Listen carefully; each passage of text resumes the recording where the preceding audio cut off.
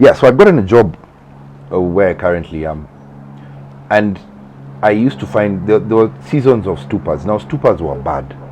Stupors were where, for me, my definition of stupor is if I find myself over drinking, I get locked in that over drinking. So when I wake up in the morning, I can't have breakfast. I can't do anything until I have a drink. That's what I call a stupor, and it would last for a week or some days. So I'd drink even 4 to 5 quarters in a day, neat. And I used to have dates and go and talk to the wines and spirits. So it was like a jail. So to get out of that stupor, I would need to chew. It was painful, but now chewing would flush out the alcohol. I'd drink water, I would go and just release. But it was painful. Then I was able to become a bit more sober. Then now tomorrow I can resume. So it was a thin line. I'd find myself going above. If I just cross a week, I'll be stuck there. Whether I do whatever, it'll be like that. And it was painful because if you don't have the money, you have to go and beg. You know, the times I'd walk, thinking of how to get a drink, but my body is not sparing me to want It's like you need You something. need it. You need that kick. Yes, you need it, Daniel. By whatever means, it was painful. Anyway, so this thing happened when we moved back home, and I missed work, and my boss had asked me if I have a problem when I resumed. I told him no. I was able to keep this addiction issue under wraps through my whole period when I was working there because I would chew. But I was not being productive. I was not living up to my capacity. Because You you'd knew work it even then. Yeah, I mean it was okay because it was still fun. I used to love chewing because chewing makes you feel like an intellectual, makes your brain lights up. Yeah. You feel smart. But at the same, what that mogoka means, it means you will come back. So every day we used to come back. And many of my friends are stuck in this thing, and I pray that they can be able to pull out, because when you pull out, you realize how much it's chewing you. You're not chewing it. Because what you have in limitation is time. So if every day you're going to have to chew, or every weekend you're going to have to chew, you're missing out on the opportunity to do other greater things. That's the same problem with social drinking. If your social habit is drinking over the weekend, you're foregoing the opportunity of doing many more things. That's so true. That is the truth. Everybody with substance is affected to a particular level. For me, it was addiction. So, moving some years forward, things were a bit stable. I got my second born. I had a few incidences of hospital, not too major though. Then after I got my daughter, that's when even when she came, I was I had been drinking too much. So there's a time my wife saw that Daniel has overdone it, and now I've just gotten Gianna. I cannot handle him if he needs to go to hospital. So she told me, go to your mom's. Somebody is harassing your mom. So my dad passed some years back. So I always go to check on my mom. So I went. That was a lie. And my bro and his wife and the family were around. So when I came, they must have seen me very drunk, and I just blacked out. So in the morning, I needed a fix. I was in that stupor. But I didn't have cash. So that's the time when I was trying to leave. My mom followed me to the gate, trying to stop me. And I pushed the gate open, and my mom fell down. And that's when I turned and I looked at her, and I knew something is not right. Yeah. How can I push my mom down? So my bro followed me, and he told me, what do you want? I just told him, I need to go home. That time it was COVID. So I went home, and I looked for money. I called a friend who sent me some cash, and I bought some drink just to reduce that crave. So the following day I was meant to go to work because my boss had called me back into work. It was December, but I didn't, and I had taken leave. I was heading the sales team. Now I didn't go. Now I didn't go to work, and I texted him at 3 o'clock telling him I might not make it to work, and I'm sure he saw that message and he was very angry, and he knew it was alcohol, because I had been misbehaving at the office because there were Saturday events where we work. We have a ground, so when people would come, I'm already hungover, so I'd continue drinking beers. Your But colleagues, did they ever notice? Or they were easy? noticed. They noticed, but you see, they just knew Dan. You see, the problem is people see the good side of you drinking, the fun side. They don't see you walking around at home. Yeah. They just know Dan loves alcohol, but they don't realize Dan is an alcoholic. They don't see the hospital. They don't see all that. They don't see the missed opportunities. They don't see your unproductivity. You know, until you become sober, some people go like, wow, this is all you can be, you know. So anyway, so my boss called me for a meeting the following day, and my sister who was working in HR told me, Dan, you've lost your job. And I was I sank because I was like, how many jobs have I lost because of this thing? So I went and I spoke to my boss, and he told me one thing. He told me, Daniel, we have to let you go, but if you get help, we might consider taking you back. That is the window I took.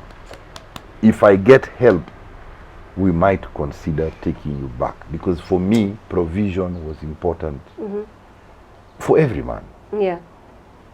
Sometimes you need a window of hope, not you're fired, that's it. And I'm glad that they took that direction, because Yes. it means they still had a lot of hope in you. In me. Yeah. And what I hear from my sister is that they bargained. They were not sure. Should we let him go? If we let him go, will he go become worse? Yeah. So I went and I told my uncle and my brother, listen, I am there. Let's get help. Can we try rehab? So I did my research finding out what rehab is. Yeah. And we went and we checked out a few.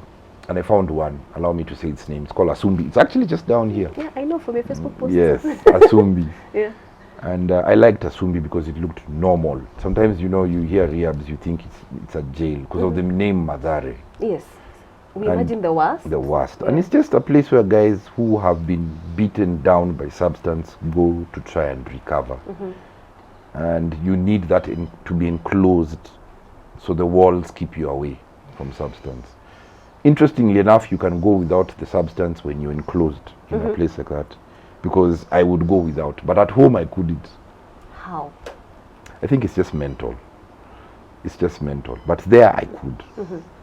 And that's why I feel like everybody needs options of recovery, and we are trying to set that up, trying to set up an institution called Gracefully Restored, where guys can come and get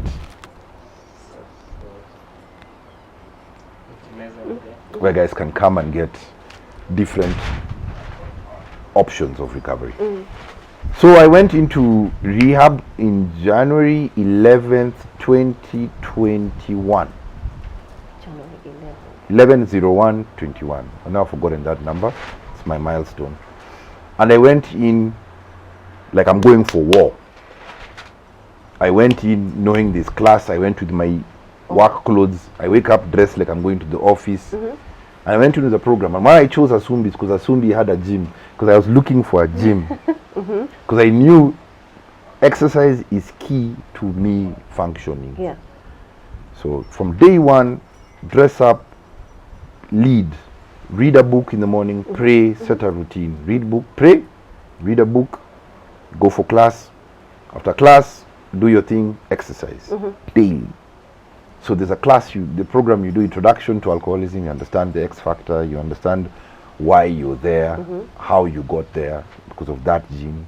So the truth of the matter is that you're being told you can never drink responsibly, because you will start with one beer, tomorrow it will be 2 beers, and the cycle starts again, because you start becoming sick.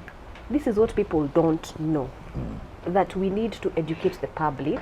We need to Understand even their foundation, where they come from, and to look at their family tree, so we can understand some of these things. Because some of us, we have stories for days, but genetically we are predisposed to such. Now we have no idea, so we are like, tuko sawa tu, we are easy. I mean, we are easy people. That understanding the family tree is very important, because there are very many answers there, very many answers, and this would give us knowledge of what to keep off. So the reality of not drinking again wasn't a reality. I didn't see how it was possible, because it's been 10 years, 12 years of this same thing. And I won't drink again. So they say when you work the program, the 12-step program, there's a spiritual assistance you get if you work the program. And step 1 is we admitted we are powerless over alcohol. If you cannot move past step 1, you're wasting time. So many people come in for a month and then they change later.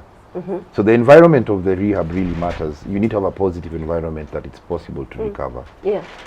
And then now is when people accept step 1 later. I came in when I was step 1 was done. I have accepted. You already had an encounter, so you knew. Enough of them. That's why I say sometimes we take people to rehab too early, but I don't blame you for trying. It's a seed. It's a deposit. If you can take somebody, take. Because I normally say, what is cheaper, rehab or a funeral? Choose.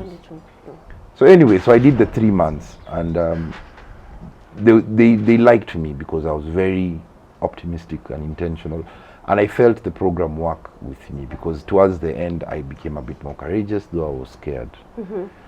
When I left, I came home the first day. People noticed something was different with Dan. He's a bit built. I remember the guy who was selling Mogoka looking at me and saying, "Utakam." So I just smiled and I went and I drank soda when I was shaving. And I used to always drink with quarters, shave with quarters. It was a new life. It wasn't easy, and that's why I try to offer my story and offer support, because it's not easy. Because it's new. Your body is wired differently. But I stuck to my routine. Wake up, pray, and I started pursuing my job and opportunities, like I do voice work. I started doing things during that free time because I was not hired back immediately. But they hired me at the end of the year, and they even gave me a raise of a position. Because Mungu. It's God. But I was intentional. Every time I'd sit in a taxi, I'd talk to a taxi man about my story.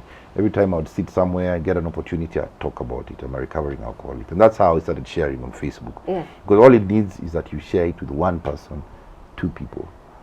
And then now it becomes a way of life. So even from the first day I had an argument with my wife, the following morning I called my counselor. He told me, come to the gym. When I came to the gym, and I was like, this is where I'll sort out things also. So I've never looked back, and now it's part of me, fitness, and I've realized that anybody who is battling substance needs to incorporate the element of exercise, because exercise helps you release the same dopamine, the endorphins, hormones. Yes. So you can replace with that. Yes, it's harder, but the results are better. So I'm a fitness enthusiast, and I hope to see, the best of what I can be. As much as they say recovering, may I say it's also restoring and being restored. And right now, holding my story as part of me helps me discover my purpose. So many people don't know who they are because they are not sharing their story. Your purpose is aligned with your story. You must share your story. Yeah. Wow, that was quite something. And as you were sharing, I picked your sobriety habit is exercise. Yeah. Yes, that's my coping. Yeah. That's how I cope. That's how I replace. Because you need to replace. Same thing with the youth. We are busy pointing fingers at the youth, and it's because they don't have options. What option do you have? You want to take away the substance, then another one will come. Replace. Government should invest in infrastructure, stadiums, sports grounds, call guys, put mentors there. Let people burn that energy after high school. You've gotten your grade, you're waiting. What do? Substance is waiting for you. You go to up 50 bob mogoka. And it's like that. Or listen, mandatory, come here, exercise every day, get mentorship, get opportunities about what you can do. Options. We need to create options rather than pointing fingers and saying we have a lost generation. People are shouting what are we doing about it? What are you doing about it? Apart from just we are not mentoring our children enough, we are not doing this, the teachers are not doing their work. But instead of just saying what we are not doing, can you start talking about what we can do? There's always something you can do. Yeah. Always something. It's a concern, but it's a product of us where they are. Sadly, they didn't get themselves there. It's us who got them there. So we can always do something, and I'm praying the government will be sensitized. Let's take care of these young guys. I don't know what calamity we're waiting for, but we can do something to make sure. My wife normally was saying, what wakitoka high school, they need to go into NYS. Let them go there and kill time as they wait. If need be, let's set up some things that will keep them away from going into substance, because substance destroys time, opportunity, potential. It destroys.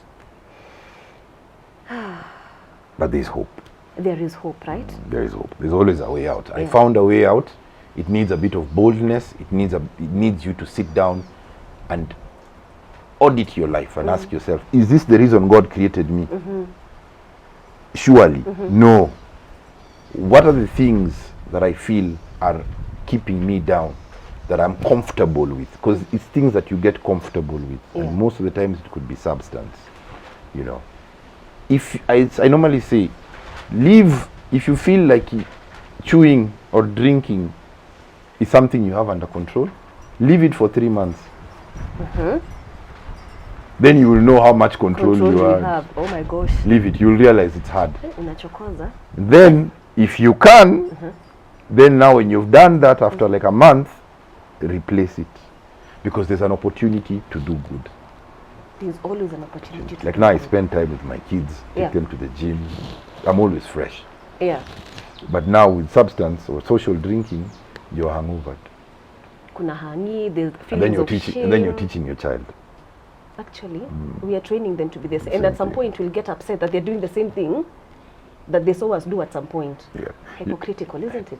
You know, my grandpa used to always love me. I never used to understand why. My dad used to tell me, why is your granddad always asking about you? Now I know. Because he knew Dan will be that changing point who will, enough. It ends with me. I'm the one who has suffered the 12 years. My kids will not.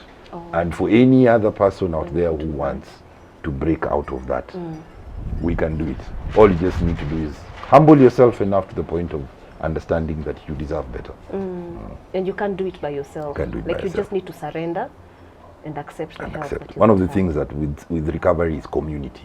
You need to find community. And you realize there's so many alcoholics out there, but they don't know. And we always stand up and say a prayer for them. We remember there is suffering alcoholics out there. So for anybody who has a loved one, there is hope. Even for the support, you need therapy because of what you've gone through, because of your loved person. But it's them who are in the problem. So let's just extend a bit of love, a bit of mercy. Let me ask you, now that you are very aware of yourself, you're aware of your dynamics, I want to imagine you're also aware of your thought process and your behavior and your feelings, right? Back then, when you were in this cycle of addiction, there were some needs that you're trying to fulfill, right? You are aware of those needs you are trying to fulfill. So now, as a self-aware person and a recovering alcoholic, how are you fulfilling these needs? Because they'll come. You'll want to belong at some point. You'll want a boost of confidence, you know. You'll want to have some fun. So how are you feeling this void? The good thing when you're in recovery, you get to realize that there's a different side of life that is also called fun. And we used to experience it when we were younger. I normally say, when you look at when you used to write down as a child, what are your hobbies? And now, as an adult, there's a difference. A big one. A big one. And sometimes it could be, people want to say it's because of age, but at times it's because of how you've been conditioned by life and what has been introduced. And most of the times it's this substance. So, for me, feeling confident and feeling good about myself, first of all, is based on my spirituality. I am intentional about pursuing God. I'm intentional about my devotion. So I have a very rigorous routine, right? Even now I'm trying to wake up at 4 so I can read the Bible, study. I do Bible study fellowship because it gives me structure, accountability. Every day I need to read this before the end of the week. So 4:30 to 5:30 I do my Bible study. And now, because of my kids needing my attention in the evening with homework, so now I moved my gym to morning. So from 6 to 7:30. Now, the gym, so knowing my identity in who I am, then added with feeling good about exercising, my confidence is up. So the problem with recovery is that you're always fighting what you have lost. You can feel hopeless, like, is it too late? You know, will I ever make it? Like, you know, my kids are normally like, Daddy, you know, they want me to get a car. But you need to have some foundations knowing, and these foundations are based on what God has said upon your life. He will restore you as long as your eyes have been opened to Him. He knows what you need. He made this whole universe, surely. You, what can He keep from you? But I'm sure even as you're heading there, He needs you to learn some things on the way. So that's why they normally say trust the process. But trusting the process means also making sure you're trying to figure out your purpose and also understanding your gifts. So you also need to work your gift. If you're an artist, if you're a singer, make sure you're sparing time for that, because it's part of you. You can't sit on it. Yeah, it's part of you. And as you do that, you get fulfillment. And you're able to look at people differently, and you're able to understand situations differently. You're able to extend compassion. You become somebody different. Yeah. I like that. Hi, as we come to the end, I want you to, these are two categories of people that I have for you. What do you have to say to this person who is an alcoholic and they do not want to change? Okay. You need to love yourself. There are times you wake up with a bad hangover. There are times you feel sick. There are times you feel down. They know it. I've been there. You need to love yourself. There's another side to life you were created for. It's better off you start accepting that now, because whether you like it or not, you will accept it one day. The truth of the matter is if you're watching this show, you've been warned. You can change, because this thing will kill you, whether you like it or not. So you can choose life. It's scary, I know, but it's possible. All you need to do is start talking. Start talking. When you accept that I need better for me, and you are able to get somebody, because even the Bible says confess to one another, you can start the process of talking, you're on your way out. But if you're going to stay hardened, one day you will remember all the opportunities you had and you did not take them.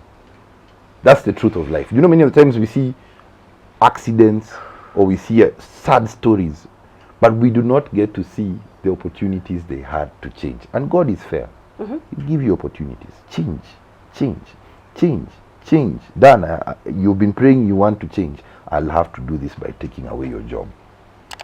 So many times God will take things from you so you can make a choice, because you will reflect and realize I'm going down the wrong way. So all you need to do is just start talking.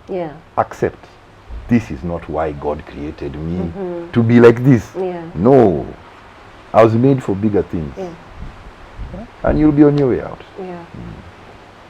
I hope umesikia. Now, what do you have to say to someone who knows that they are struggling with alcoholism and they have no idea where to start? They want help, but they don't know where to start. They don't know who to speak to. Well, of course, I'm hoping through this they'll be able to have the capacity or the option of DMing me and sending me. I don't have an issue with my number being out there. Tuambie namba yako. Yes. So my number is, you can reach me on WhatsApp. Only serious people. 0733 668817. I can be able to direct you, listen to you first, and see how we can work together in giving you the options you have. Because many people want to get help, but what's available constrains them. Like, I cannot drop my work. So we have outpatient services where you can get a counselor, but anything, let me tell you, it will cost you. Lazima ugaramie. Lazima ugaramie. But what you're paying is so little as compared to what you will receive. You have to put in. Even for the support, ask your family members to help you out if you don't have the cash. Because you'll need to pay for someone's time. Yeah. You know, for me, we'll talk. And I'll help you to whatever capacity I can. But there'll be a little bit of an expense that you might have to incur just so you can get that extra service. But it'll go a long way for you. Because now from there, you'll be able to function better, keep jobs, be more productive in life. So let's not focus on the little expense that... I mean, I wish we could set up centers where guys could just come in. But for now, you can reach out to me. And there are many... If you look online, you can find this information. There's AA groups, WhatsApp groups you can join.